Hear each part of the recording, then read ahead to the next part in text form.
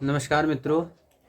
आज मैं आपके लिए लेकर के आया हूँ जो ये हम रत्न पहनते हैं, तो इसकी प्रतिष्ठा के लिए लोग प्रश्न करते हैं और फ़ोन करते हैं कि कैसे प्रतिष्ठा इसकी की जाए।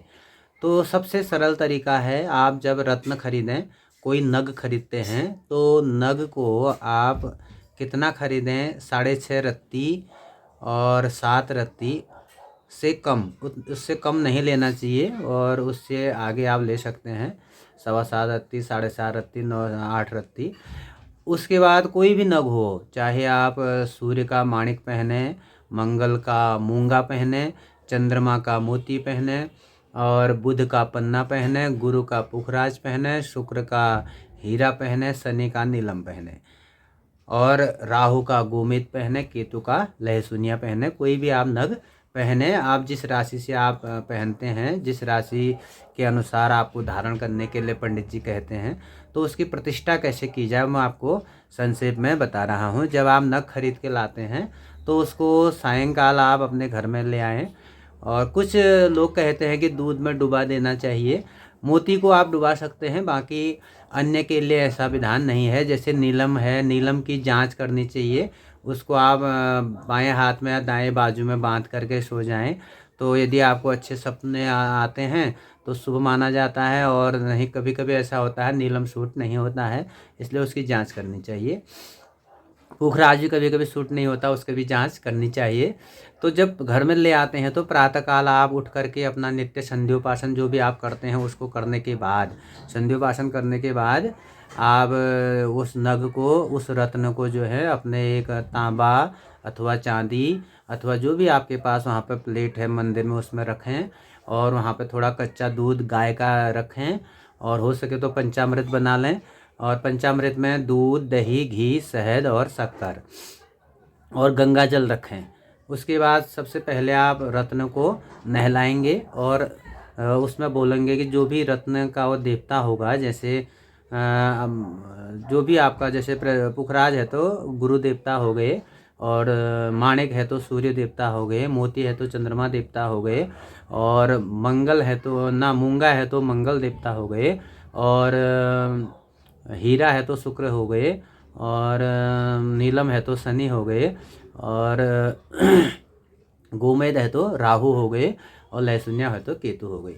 तो रत्नस्थ देवता इहा गच्छ इहा तिष्ठ सुप्रतिष्ठितो वरदो भव, ऐसा आपने उस समय बोलना है। और आसनार्थे पुष्पम समर्पयामि बोलना है। और उसके बाद रत्न को वहाँ पर पुष्प के ऊपर रखना है। फिर 1 चम्मच जल चढ़ाना है। पाद्योपाद्यम समर्पयामि। और जब आप रत्न को पुष्प के ऊपर रखेंगे तो उसमें थोड़ा अक्षत चढ़ाने आपने। रत्नस्थ देव इहा गच्छ इहा तिष्ठ सुप्रतिष्ठितो वरदो भव, जैसा पहले अभी कहा, अक्षत चढ़ाने उसके ऊपर। उसके ऊपर आप थोड़ा 1 चम्मच जल चढ़ाएंगे और जलम समर्पयामि संक्षेप में आप बोल सकते हैं। और उसके बाद अर्घ में यदि जल हल रखा तो अर्घ का जल भी दे सकते हैं और स्नान करा सकते हैं। दूध से स्नान कराएं, जल से स्नान कराएं, गंगा जल से स्नान कराएं। और उसके बाद उसमें अक्षत, पिठिया, फूल, टीका इत्यादि जो भी आप लगाते हैं वो उसमें टीका लगाएं। टीका लगाने के बाद उसको आप अपने धूप बत्ती जो भी दिखाएं वो आरती कर दें। उसके बाद आरती करने के पश्चात वो रत्न को आप दाएं हाथ में पकड़ेंगे मुट्ठी में, फूल लेकर के, अक्षर लेकर के दाएं हाथ की मुट्ठी में, और उसका आप जप करेंगे 108 बार उस देवता का। जैसे सूर्य का होगा तो ओम सूर्याय नमः। संक्षेप में मंत्र बड़े वैदिक लंबे हैं, वो आपसे हो नहीं पाएंगे।